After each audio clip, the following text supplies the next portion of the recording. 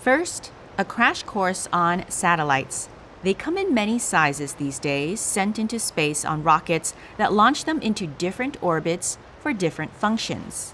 Elon Musk's Starlink operates in low Earth orbit to provide space-based internet connections. It dominates the field with more than 7,000 satellites circling the globe in a constellation. Europe's Eutelsat is the second biggest space internet operator, but with just over 600 satellites, it doesn't even come close.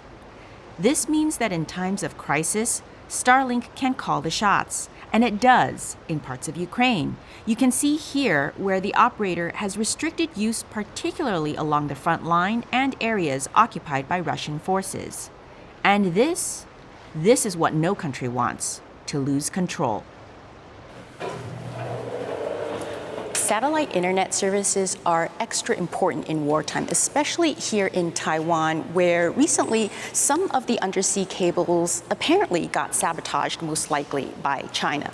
We're here at Tron Future, a Taiwanese defense startup, and they told us that they can't show us that much because so much of it is top secret, but let's see what they have to say. Tron Future is part of a coordinated effort to make this island more satellite self-reliant. So tell us about what this is. Okay, this is some of the early product that we developed for TASA. For the space agency. For the space agency, yeah. So for TASA, Taiwan Space Agency. So this is what we call it a downlink transmitter. This is a payload. It's just part of the satellite. For this particular case, it's a communication, it's a communication system. Is it possible to get China out of the entire supply chain when it comes to something like satellite technology? Yes, from day one, there was no Chinese part within our products, basically. What's your capacity like right now? If suddenly you got an order for 1,000 parts of something critical in a satellite, would you be able to do that, or 10,000? We will be able to produce a few hundred of this per month this year, basically. William Yang is with the International Crisis Group. He says Taiwan is at the infancy stage of capabilities.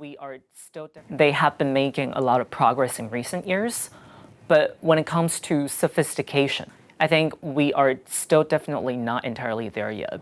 Companies such as Europe's Eutelsat offer Taiwan an interim solution for lower Earth orbit services. With some analysts saying Beijing might invade as soon as 2027, there's no time to waste in setting up non-Starlink alternatives. One key reason for Taiwan to work on diversifying its satellite provider is because of the potential vulnerability of relying on one sole provider who may have a conflict of interest with their other business interest in China. With just one satellite of its own so far, Taiwan has its work cut out.